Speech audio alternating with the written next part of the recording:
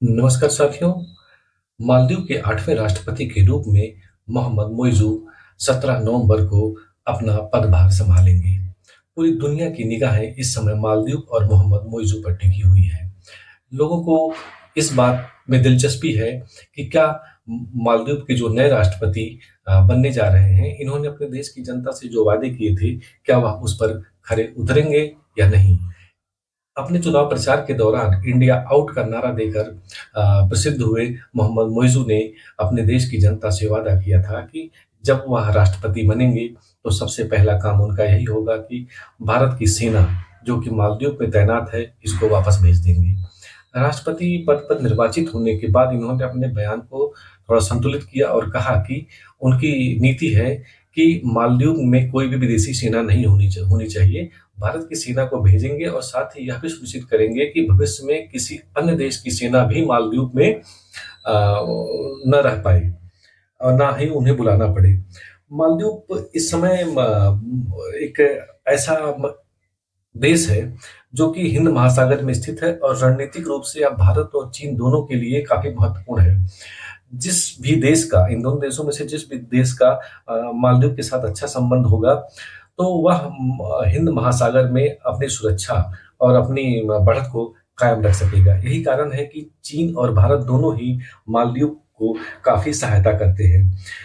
देखा जाए तो मालदीव को चीन ने 3.1 अरब डॉलर का कर्ज दे रखा है, जो कि मालदीव की कुल अर्थव्यवस्था का 70% है। इससे सहज ही अंदाजा लगाया जा सकता है कि मालदीव किस कदर चीन से दबा हुआ है। भारत ने भी मालदीव को 1.2 अरब डॉलर का कर्ज दे रखा है। भारत ने वहाँ पर कई प्रकार के बुनियादी ढांचे विकसित किए हैं, स्वास्थ्य सेवाओं का विकास किया है और शिक्षा के क्षेत्र में भी काफ़ी डेवलपमेंट का काम भारत ने किया है। कुल मिलाकर देखा जाए तो जापान ने भी मालदीव को 0.6 अरब डॉलर का कर्ज दे रखा है। इसके अलावा संयुक्त अरब अमीरात हो गया, सऊदी अरब, कतर, सिंगापुर और विश्व बैंक ने भी मालदीव को काफ़ी कर्ज दे रखा है। लेकिन मोहम्मद मोइज़ू जो नए राष्ट्रपति बनेंगे, इनके बारे में कहा जाता है कि यह प्रो चाइना है और यह वही करेंगे जो चाइना चाहेगा। ये मालदीव के पूर्व राष्ट्रपति अब्दुल्ला यामीन की पार्टी से आते हैं और अब्दुल्ला यामीन पर मनी लॉन्ड्रिंग का केस है, जिसके कारण वह चुनाव नहीं लड़ सकते। अब उन्होंने अपनी जगह पर इनको खड़ा किया है और माना जाता है कि यह उनके प्रॉक्सी हैं, पपेट हैं और जो अब्दुल्ला यामीन चाहेंगे मोहम्मद मोइज़ू वही करेंगे। अब्दुल्ला यामीन और उनके समर्थकों का मानना है कि मालदीव में भारतीय सैन्य कर्मियों की मौजूदगी के कारण मालदीव की स्वतंत्रता और संप्रभुता से समझौता किया गया है। यामीन ने हाल ही में अपने एक बयान में कहा है कि मोइज़ू ने कुछ विशेष नीतियों की घोषणा चुनाव के दौरान की थी। कहा था कि यह अपने शासन में इसे लागू करेंगे। यामीन ने कहा कि भारतीय सैनिकों को मालदीव में रहने की अनुमति नहीं दी जानी चाहिए, उन्हें वापस भेजा जाए। उन्होंने यह भी कहा है कि मालदीव को मिनिकॉय द्वीप को पुनः प्राप्त करना चाहिए, जिसके बारे में कहा जाता है कि यह कभी मालदीव का हिस्सा था, लेकिन अब भारतीय प्रशासन के अधीन है। मिनिकॉय द्वीप का मुद्दा उठा यामीन ने मालदीव और भारत के संबंधों को पर एक चोट करने का प्रयास किया है और यह सब कुछ वह चीन के इशारे पर कर रहे हैं, यह बात किसी से छिपी नहीं है। फिलहाल अगर मिनिकॉय द्वीप का मुद्दा उठता है तो भारत और मालदीव के बीच संबंधों में व्यापक स्तर पर तनाव आने की संभावना दिखाई दे रही है।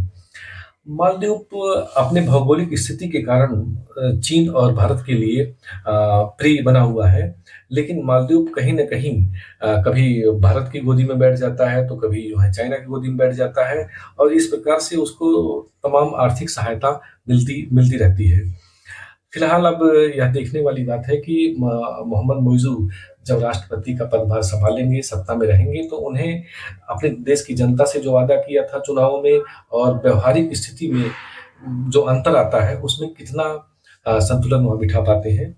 लेकिन फिलहाल भारतीय सेना मालदीव में क्या कर रही है, यह सवाल आप सभी के मन में होगा। हम आपको बता दें कि 1988 में मालदीव में एक तख्तापलट की कोशिश हुई हुई थी। उस समय मालदीव के जो राष्ट्रपति थे मामून अब्दुल गयूम, तो उन्होंने इस तख्तापलट के प्रयास से निपटने के लिए भारत से सहायता माँगी थी और भारत ने वहाँ पर अपनी सेना भेजकर ऑपरेशन कैक्टस नाम से एक अभियान चलाया और तख्तापलट को विफल कर दिया। इसी के बाद यह समझौता हुआ दोनों देशों के बीच कि भारत की एक सैन्य टुकड़ी मालदीव में रहेगी। तभी से यह सेना वहाँ पर है। अब देखना है कि मुइज़ो के शपथ लेने के बाद जब वह सत्ता संभाल लेंगे पूरी तरह से, तो भारतीय सेना को वहाँ से वापस भेजा जाता है कि नहीं भेजा जाता है। आने वाले समय में भारत और मालदीव के संबंध का ऊँट किस करवट बैठेगा, इसका फिलहाल अभी अनुमान लगाया जा सकता है। आगे क्या होगा? कुल मिलाकर चाइना अपनी दखलंदाजी से बाज नहीं आएगा, वह मालदीव से भारत के पाँव को उखाड़ने का प्रयास करता रहेगा। फिलहाल इतना ही, नमस्कार।